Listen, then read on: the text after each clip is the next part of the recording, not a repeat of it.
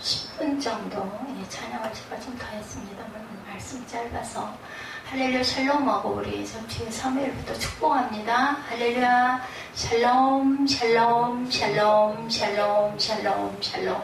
하나님 사랑합니다. 여러분 주 안에서 사랑합니다. 오바댜입니다. 1장으로 되어 있죠. 1284쪽입니다. 제 성경으로는 하나님의 종이라는 뜻이에요. 오바댜라는 이름은 남유다 출신의 선지자입니다. 그는 남유다가 바벨론에 의해 멸망당할 때 주로 활동했고 구약성경 중 가장 짧은 서신을 기록합니다. 이 서신을 통해서 그는 하나님의 백성 남유다에 대하여 포악을 행한 에돔 족속에게 심판을 선언하고 있는 내용이죠. 10절에 보면 내가 내 형제 야곱에게 행한 포악으로 말미암아 이렇게 얘기하고 있죠. 서의 그 후손들입니다. 에돔 족속이 이스라엘의 형제국임에도 불구하고 멸망할 수밖에 없는 이유 10절에서 14절까지 증거하고 있죠. 에돔을 향한 하나님의 말씀이 신명기 2장 5절에 그들과 다투지 말라. 그들의 땅은 한 발자국도 너에게 주지 아니하리니 이는 내가 세일산을 에서에게 기업으로 주었다. 이렇게 얘기합니다. 세일산은 에서 거니까 그쪽에 전쟁하지 말라는 거죠. 에돔이 이스라엘에게 행한 포악을 보면 출애굽한 이스라엘 백성들의 가는 길을 방해하죠. 민수기 20장 14절에서 21절에 증거합니다. 또한 바벨론에 의해 멸망당할 때 함께 침입하여 들어옵니다. 함께. 그 동맹국들과 함께. 그래서 에돔의 멸망에 대한 예언을 아모스 1장 11절에도 야훼께서 이와 같이 말씀하시되 에돔의 서너 가지 죄로 말미암아 내가 그 벌을 돌이키지 아니하리니 이는 그가 칼로 그의 형제를 쫓아가며 긍휼을 버리며 항상 맹렬히 화를 내며 분을 끊없이 품었다.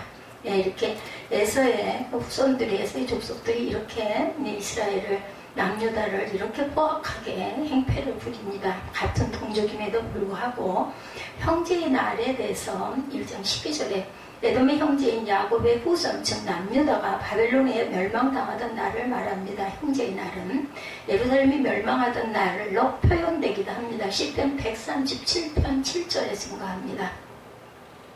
예레미야 52장 4절에서 11절에도 시드기야 제9년 열째 달 열째 날에 바벨론 왕 느부갓네살이 그의 모든 군대를 거느리고 예루살렘을 치러 올라와서 바벨론 왕이 시드기야의 아들들을 그의 눈앞에서 죽이고 또 리블라에서 유다의 모든 고관을 죽이며 시드기야의 두 눈을 빼고 눕사슬로 그를 결박하여 바벨론 왕이 그를 바벨론으로 끌고 와서 그가 죽는 날까지 목에 가두었다. 시편 137편 7절 야훼여 예루살렘이 멸망하던 날을 기억하시고 에돔 자손을 치소서 이렇게 말하죠. 그들의 말이 헐어버리라 그 기초까지 헐어버리라 하였더라 이렇게 증거합니다. 내가 행한 대로 너도 받을 것인즉 15절에 보면 그렇게 말씀하죠. 에돔이 이스라엘에게 행한 대로 심판할 것이라는 뜻입니다. 야훼께서는 열국을 심판하실 때 그들이 행한 대로 보응하시죠. 호세아 4장 9절에 내가 그들의 행실대로 벌하며 그들의 행위대로 갚으리라. 에스겔 18장 30절에 보면 내가 너희 각 사람의 행한 대로 심판할지니라. 그래서 이 땅에서 복과 저주가 임한다라고 말씀하죠. 신명기 30장 15절에 보라 내가 오늘 생명과 복과 사망과 화를 내 앞에 두었다. 예레미야 26장 1절에서 13절, 신명기 18장 1절에서 14절에 언약을 지킬 때 주시는 복에 대해서 말씀하죠. 레위기 26장 14절에서 39절까지 보면 언약을 어길 때 받는 저주에 대해서 신명기도 또한 뒷부분이 더 깁니다. 1절부터 14절은 축복이고 이 신명기 28장 15절부터 68절입니다. 언약을 어길 때 받는 저주. 우리는 축복만 생각을 하는데 이 저주도 이거 기가 막히게 깁니다. 주님 앞에서 생명과 사망. 전도서 12장 13절에 하나님을 경외하고 그의 명령을 지킬지어다 하나님은 모든 행위와 모든 은밀한 일을 선악간에 심판하신다. 전도서 3장 17절에도 내가 내 마음속으로 이르기를 의인과 악인을 하나님이 심판하시리니 마태복음 3장 11절에도 알곡은 모아 곳간에 들이고 쭉정이는 꺼지지 않는 불에 태우신다고 말씀하죠. 무엇을 심판하신다고요? 요한복음 12장 48절에 나를 저버리는 내 말을 받지 아니하는 자를 심판하리가 있으니 곧 내가 한 그 말이 마지막 날에 그를 심판하시리라 이렇게 말씀합니다. 야곱 족속은 불이 될 것이며 에서 족속은 지푸라기가 될 것이라고 1장 18절에 증거하고 있습니다. 말씀은 야곱 족속, 의미는 남유다, 요셉 족속은 북이스라엘, 에서 족속은 에돔이죠. 불과 불꽃은 강렬하게 살아나고 지푸라기는 완전히 타서 없어진다라는 얘기죠. 이스라엘은 강렬하게 회복되지만 동시에 에돔은 순식간에 진멸된다라는 뜻을 갖고 있습니다. 오바다 전체 내용 제가 짧게 전했습니다. 오바다라는 뜻은 다른 건 다 잊어버리시더라도 하나님의 종이라는 이름을 갖고 있구나. 그리고 이스라엘을 아주 침략하고 나쁘게 굴었던 에서의 후손들이구나. 요것만 아시면 됩니다. 그래서 오늘 본문 전체는 오바다 1.5절에서 7절 하나님을 의지하라는 그런 말씀을 하고 있습니다. 오바다에서 기자는 계속해서 에돔에게 하나님의 심판을 경고하죠. 5절에 보면 세 종류의 사람들이 등장합니다. 5절 보죠. 혹시 도둑이 내게 이르렀으며 강도가 밤중에 내게 이르렀을지라도 만족할 만큼 훔치면 그치지 아니하겠느냐. 혹시 포도를 따는 자가 내게 이르렀을지라도 그것을 얼마쯤 남기지 아니하겠느냐. 내가 어찌 그리 망하였는고 이렇게 말하죠. 첫째는 도적이죠. 두 번째는 강도, 세 번째는 포도를 따는 자, 이렇게 세 분의 사람들이 등장합니다. 혹시 도적이 내게 이르렀으며 강도가 밤중에 내게 이르렀을지라도 차라리 도적에 의해서 강도에 의해서 괴로움을 당했으면 낫지 않겠느냐. 에돔의 사정이 그러한 때보다 훨씬 더하겠다라는 거죠. 이런 침략으로 인해서 엄청난 고통을 당할 것이다 라는 선포를 합니다. 왜냐하면 도적이나 강도는 자기가 원하는 것, 자기가 가지고 갈 만큼만 가지고 가면 그 다음에는 어떻게 하겠어요? 그 마음에 만족하고 취하면 그치지 아니하겠느냐 말씀합니다. 그러나 하나님의 심판은 그렇지 않다라는 거죠. 하나님의 공의는 일단 나타나게 되면 철저하게 심판하신다는 사실을 우리에게 알려줍니다. 아울러 하나님의 심판은 도적이나 강도가 밤에 은밀히 와서 무엇을 취하는 것처럼 그렇지 아니하고 모든 사람 가운데 공개적으로 이루어진다. 혹시 포도를 따는 자가 내게 이르렀을지라도 그것을 얼마쯤 남기지 아니하였겠느냐. 5절에 이렇게 말씀하죠. 이 말씀과 관련된 말씀을 레위기 19장 10절에 보면 너의 포도원의 열매를 다 따지 말며 너희 포도원에 떨어진 열매도 줍지 말고 가난한 사람과 타국인을 위하여 버려두라. 나는 너희 하나님 야훼니라. 이때부터도 보면은 농작을 해가지고 이삭이라고 그러죠. 그거를 다 거두지 말고 놔둬라. 가난한 자, 고아, 그리고 과부들이 그 옛 시절에는 정말 힘이 없었어요. 자녀가 없고 남편이 없으면 뭘로 먹겠습니까? 그죠? 그랬기 때문에 이삭을 그렇게 남기는 건 가난한 자와 고아와 과부를 위해서 남겨놓는 거죠. 그러나 하나님의 심판은 그렇지 않다라는 거죠. 율법에 얽매여 무엇을 남겨야 하는 그런 것이 없이 철저하게 심판하신다는 것을 우리에게 말씀하고 우리에게 경고합니다. 물론 우리 하나님은 인자하신 하나님, 자비로우신 인애의 하나님이시기도 해요. 그죠? 그러나 자비가 짓밟힐 때, 하나님의 자비가 받아들이지 않아질 때는 하나님의 공의가 무섭게 서게 된다는 사실을 우리가 꼭 알고 가자. 예를 들어서 소돔과 고모라가 멸망당할 때 어땠어요? 불로 다 심판하죠. 하나님께서 처음부터 소돔과 고모라를 멸하신 것이 아닙니다. 먼저 하나님께서 과연 그런가를 직접 보여주시기 위해서 땅에 오시죠. 아브라함의 중보의 기도를 들으십니다. 소돔과 고모라에 10명만 있었다면 하나님은 그 땅을 멸하지 않겠다라고 그렇게 아끼고 말씀하셨는데 그걸 미처 다 약속을 지키지 못합니다. 그러나 롯의 두 사이가 하나님의 자비를 우습게 알고 농담으로 여기고 저항할 때 하나님의 공의가 나타나게 됩니다. 그럴 때 소돔과 고모라가 흔적도 없이 하나님의 심판에 의해서 멸망당했다는 것을 우리가 성경을 통해서 압니다. 우리는 늘 하나님의 자비로우심을 귀하게 여길 줄 알고 하나님께 긍휼을 베풀어 달라고 기도하는 모습이 항상 돼야 되겠죠. 우리가 살고 있는 이 땅이 소돔과 고모라와 같이 점점 악해지고 있어요. 점차로 타락해 갑니다. 어둠이 깊어만 갑니다. 저는 요즘에 청소년들을 보면서 방법을 모르겠더라고요. 어떻게 도대체 어떻게 해야 맞는지를 모르겠어요. 야단을 쳐도 또 부모 안아도 이게 문제점이 다 있습니다. 뭐에다 친다고 듣겠습니까? 부모 안으면 더 한없이 더 부모 안아야 되는데 바꾸시는 것은 하나님이 바꾸셔야지 사람이 바꿀 수 있는 건 아닌 것 같아요. 본인이 뭔가를 깨달아서 딱 걸리면 그죠? 딱 걸리면 우리 예지처럼 내가 이렇게 해서 살아야겠다 이게 걸리면 해결이 되는데 그렇지가 않으면 어쩔 수가 없어서 하나님이 그것도 하시리라고 믿습니다. 사람을 통해서든 문제를 통해서든 건강을 통해서든 반드시 고쳐주시라고 믿습니다.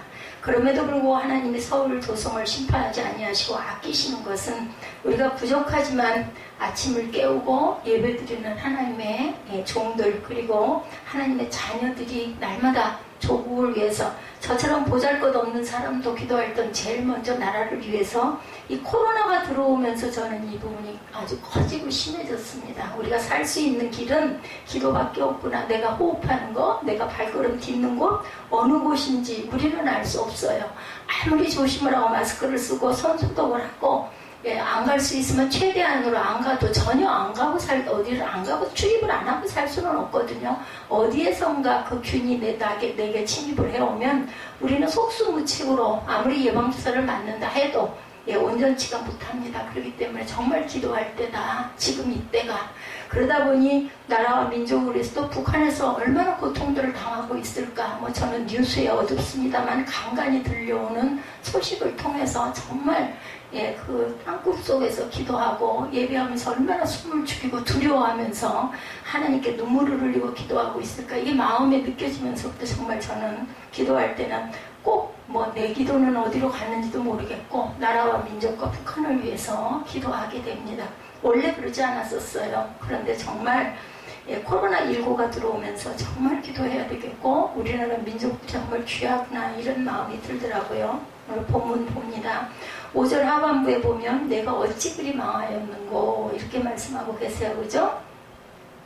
그리 어찌 그리 망하였는고 에서가 에돔이 철저하게 망하였다는 거죠. 어찌라고 하는 것은 상상을 초월할 정도 기가 막힐 줄은 어쩌면 그럴 수가 있어. 우리 이런 말 많이 하잖아요. 도대체 어떻게 그럴 수가 있어. 어찌 그리 6절에 에서가 어찌 그리 수탐되었으며 그 감춘 보물이 어찌 그리 수탐되었는가 어찌 소리가 계속 반복이 됩니다. 3절 말씀에도 보면 에돔은 바위 틈에 거한다. 아주 기가 막힌 장소에 거하죠. 에돔은 산악지대이기 때문에 바위가 많아요. 그 바위 틈에 또 동굴 속에 자기들이 가지고 있는 보물들을 감추고 거기에 숨어 있다라는 거죠. 그런 식으로. 그러니까 알 수 없는 사람은 그것을 도저히 알 수가 없어요. 많이도 감춰졌을 거예요. 그 당시 에돔은 상당한 강대국이었습니다. 항구 에시온 개배를 중심으로 해서 위로 옆으로 왕위대로 킹스 하이웨이라고 얘기하죠. 라고 하는 고속도로가 있었다고 그래요. 에돔은 주변 사람들이 그곳을 통과할 때 통행료를 징수했을 것이고 또 육로로는 위로 다메섹 옆으로는 애굽으로 아라비아로 또는 에시온 개별에서 배를 타고 빨리 인도와 무역도 해서 많은 부를 거두어들일 수 있었던 거죠.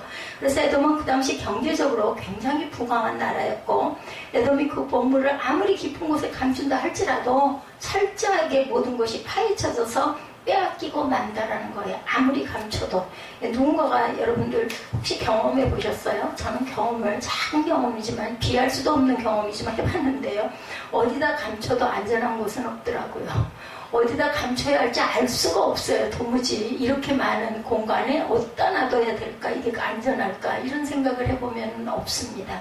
그러니 하나님이 바라보시는 거 이렇게 굽어보시면 다 보이죠? 제가 여기 있으면서 여러분들 손동작 하나까지도 다 보이고 느끼는 것처럼 하나님을 위에서 하늘에서 보시면 얼마나 잘 보이시겠어요? 우리가 아무리 감춰도 소용이 없어요. 우리 마음보까지 다 아시죠? 하나님의 심판은 도적이나 강도처럼 포도를 따는 자처럼 얼마를 남기는 아량을 베풀지 않으신다라는 겁니다. 그래서 하나님은 심판하실 때 하나도 남김없이 철저하게 감춘 보물까지 다 그까지 보물은 있어서 뭐 하겠어요? 소돔과 고모라 성 불태울 때 어땠어요? 로스 아내가 뒤돌아보다가 소금 기둥이 되죠? 왜 돌아갔는지는 몰라요. 저 같으면 꼭 불나는 광경이 어이구 무서워하면서 뒤돌아볼 수도 있을 것 같은데 세상을 연연해가지고 아유 내 보물 어떻게 하고 돌아갔을지도 모르겠다고 하는데 저는 도망가면서 절대로 돌아보지 말라면 절대로 안 돌아봐야 하는데 지금 정신 같아서는 무의식적으로 한번 돌아보다 소금 기둥이 될 것 같습니다. 저는 7절에도 보면 너와 약조한 자들이 단어를 쫓아 변경에 이르게 하며 너와 화목하던 자들이 너를 속이 속이고 이기며 내 식물을 먹는 자들이 내 아래 함정을 베푸니 내 마음에 지각이 없음이로다. 이렇게 말씀하죠. 여기에도 세 종류의 사람이 나옵니다. 어떻게 됩니까? 첫째는 약조한 자들, 둘째는 화목하던 자들, 셋째는 식물을 먹는 자들. 이 세 부류죠. 이들 모두 우방국가를 가리킵니다. 에돔은 우방국가들을 믿었어요. 근데 여러분들, 사람을 믿을 것도 못되고 우방국을 믿을 것도 못돼요. 사람을 너무 의지하다가 그 사람이 변하면은요, 완전히 내가 무너져 버리고 부서져 버립니다. 중요한 건 내가 단단히 서야 된다라는, 물론 의지하고 붙들고 쓸 수는 있어요. 그 다음에는 내가 서서 내가 걸어가야 되고 바라볼 곳은 하늘밖에, 하나님밖에 안 계시다라는 거 여러분 절대 잊지 마시기 바랍니다. 절대로 사람은 믿을 바가 못 돼요. 이 사람은 어떤 자예요? 믿을 자가 아니라 사랑을 줄 자다. 하나님이 이렇게 말씀하셨습니다. 우리가 사랑해야 할 대상은 이웃이고 그리고 사람이라는 거죠. 절대로 믿는 건 하나님만 믿어야 합니다. 그러나 그들은 에돔을 배반하죠. 예, 그 우방국가들. 에돔이 형제나라 이스라엘을 돕지 아니하고 괴롭게 하고 오히려 이스라엘을 공격했던 것처럼 똑같이 당하죠. 더나 당하죠.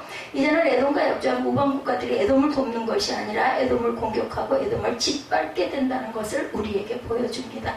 그러니까는 뭐 그런 얘기 있죠. 어제의 아군이 오늘의 적이 되었다. 이런 얘기 여러분 많이 들어보셨을 거예요. 7절에 너와 약조한 자들이 다 하늘을 쫓아 변경에 이르게 하며, 에돔은 3절에 있는 말씀처럼 바위 틈에 거하고 높은 곳에 있고 4절에 있는 말씀처럼 더 높이 독수리처럼 오르고 심지어는 별 사이에 깃들인다 할지라도 하나님께서 에돔의 땅을 끌어내신다라고 말씀하고 계세요. 뿐만 아니라 이제는 우방국가들조차도 에돔이 그들에게로 피했을 때 자기들 나라에 거하지 못하도록 지경 밖으로 쫓아내버린다라는 것입니다. 아무도 도와주지 않는다는 것. 그 다음에 보면 너와 화목하던 자들이 너를 속이고 이기며 라고 말씀하죠. 겉으로는 우방인 척했었어요. 서로 아이고 좋아 탁상공론을 얼마나 했겠습니까? 에돔이 강할 때는 그렇게 했을 거예요. 그러나 공경에 처할 때 에돔을 돕는 것이 아니라 에돔을 속여서 자기들의 이익을 당연히 챙기겠죠. 3절을 다시 읽어봅니다. 바위 틈에 거하며 높은 곳에 사는 자여, 내가 중심에 이르기를 누가 능히 나를 땅에 끌어내겠느냐 하니 너희 중심의 교만이 너를 속였도다. 뭐라고 그래요? 그 교만이 너를 속였다. 우리는 절대로 겸손의 말씀이 있죠. 선줄로 생각할 때 넘어질까 항상 조심해야 합니다. 에돔 스스로가 자기 자신을 속인 것처럼 지금은 에돔이 우방국가들에게 속임을 당하고 있다. 누군가를 찌우고 아프게 하면요, 나중에 곱빼기로 수십 배로 내게 돌아오는 칼이 된다는 거 우리가 꼭 기억합시다. 그 다음 내 식물을 먹는 자들이 내 아래 함정을 베푼다 말씀하죠. 식물을 먹는다는 것은 옛날이나 지금이나 국가와 국가 사이에, 개인과 개인 사이에 조약을 맺을 때 행하는 하나의 절차입니다. 언약을 맺을 때는 5단계가 있죠. 첫째는 우리가 조약을 체결하자 하고 초청을 하죠. 누군가에게. 두 번째는 상대방이 수락을 하는 단계입니다. 세 번째는 조약의 내용이 나오죠. 네 번째는 조인식을 갖습니다. 양쪽이 서로. 요즘에 도장을 찍고 사인을 하지만 옛날에는 돌무더기를 쌓았다고 합니다. 라반과 야곱이 제후약을 체결하고 돌무더기를 쌓았던 것과 같죠. 나도 너를 침범하지 않겠으나 너는 나를 침범하지 말아라. 서로 돌무더기를 쌓음으로, 또 다른 방법으로 짐승을 잡아 피를 뿌리는 경우도 있었어요. 마지막으로 5번째 단계, 서로 먹이고 마시죠. 만찬을 합니다. 잔치를 하죠. 마지막으로는 조약 체결하자 초청하고 상대방이 수락하고 와서 조약의 내용이 나오고 펼쳐지고 조인식을 갖고 그 다음에는 먹고 마시는 만찬, 잔치를 베풀죠. 본문의 경우가 바로 그거죠. 내 식물을 먹는 자들이 내 아래 함정을 베푼다 말합니다. 조약을 체결한 자들이 오히려 너를 잡기 위해서 내 아래 함정을 판단하는 것. 내 마음에 지각이 없음이로다. 그럼에도 불구하고 에돔이 그것을 깨닫지 못했어요. 그들에게는 지각이 없기 때문입니다. 여러분들 하나님의 지혜를 구하시며 사시기 바랍니다. 에돔은 하나님을 믿고 하나님을 의지하려고 하지 않고 사람을 의지하다가 이런 꼴을 당해요. 우리 인생에, 우리 삶에 이 구약에 있었던 이 시절의 이야기가 오늘 현재 저와 여러분에게도 오늘도 내일도 항상 있는 일들이라는 거 잊지 맙시다. 분명히 잘못이에요. 하나님을 의지하려고 하지 않고 사람을 의지하는 거 누구에게 물어봐도 그거 잘못이라고 크리스찬들은 다 얘기할 겁니다. 그런데 우리가 그럴 때가 나도 모르게 너무나 많다라는 거. 그게 깨달아졌을 때는 얼른 돌이켜야 합니다. 매이지 마시기 바랍니다. 학문에 매이지 마세요. 그걸 자유하게 즐기시고 기뻐하면서 할 수 있는 것이 아니고 너무너무 죽을 것 같은 고통스러운 거면은 내려놓는 게 답이라는 것 말씀드립니다. 가장 중요한 것은 하나님이 주신 내 몸과 생명, 내 영이 맑고 깨끗하고 강건하고 건강해야 한다라는 거 절대 잊지 마십시다. 사람은 사랑과 용서의 대상은 되지만 믿고 의지할 대상 절대 못 된다라는 거 많이 사랑해주고 많이 용서해줘야 돼요. 용서하되 어제 저희가 밤에 그런 마음이 딱 왔어요. 용서하되 잊지는 말자. 예, 그 이스라엘 백성들이 그렇게 썼다죠. 그죠? 그 유대인들 그 대학살 거기 가면 그때 그 썼던 애장품들이 그렇게 잔뜩 무더기 쌓여있대요. 거기 기념관에 가면. 그리고 거기 써져 있는 게 용서를 하되 잊지는 말자. 맞습니다. 두 번 다시 그런 일에 또 올무를 거기에 걸려서는 절대로 안 됩니다. 한 번 실수할 수 있어요. 실수했고 내가 실수했다라고 인정하고 그리고 상대방을 용서하되 절대로 잊어서는 안 돼서 반복되면 안 됩니다. 이 몸의 소망 무행과 우리 주 예수뿐일세. 우리 찬송 많이 하죠. 우리 주 예수밖에는 믿을 이가 아주 없다라는 거. 찬양이 그렇게 기가 막히게 우리의 마음과 우리의 심령에 정말 너무나 합당한 그러한 가사여서 저는 찬양이 기도다 이렇게 생각을 합니다. 결코 믿음의 대상 사람 아니라는 것 몇 가지 예를 들어봅니다. 형이 동생을 죽였죠? 가인과 아벨 너무나 잘 아시죠? 성경에서 대표적인 예입니다. 가인은 자기 동생 아벨을 죽였어요. 아들이 아버지를 배반하죠. 다윗의 아들 압살롬입니다. 사람을 의지할 게 못해 제자가 스승을 팔아먹습니다. 가론 유다죠. 이와 같이 세상 사람들은 아무리 가까운 사이라 할지라도 내가 믿을 수 있는 대상은 결코 되지 않는다라는 것. 믿음의 대상은 오직 우리 주 예수 그리스도 밖에는 우리 일부 예배 때 다른 이름이 없습니다. 그리스도 예수밖에. 히브리서 13장 8절입니다. 예수 그리스도는 어제나 오늘이나 영원토록 동일하십니다. 아멘. 하나님을 더욱 신뢰하고 의지하는 저와 여러분들 되시기를 주님의 이름으로 축복합니다. 그런데 에돔은 주변에 있는 나라들을 의지하고 하나님을 의지하지 않는 불신앙적인 모습을 갖죠. 결국 그런 나라들에 의해서 공경을 당하는 모습을 우리가 알게 됩니다. 오바다서를 통해서 오늘 하루도 하나님을 더욱 의지하고 하나님을 신뢰함으로 하나님이 주시는 도움을 받아서 승리하시는 복된 하루가 되시기를 주님의 이름으로 축복합니다. 시편 121편 1, 2절입니다. 내가 산을 향하여 눈을 들리라. 나의 도움이 어디서 올고 나의 도움이 누구를 천지를 지으신 야훼께서다. 아멘.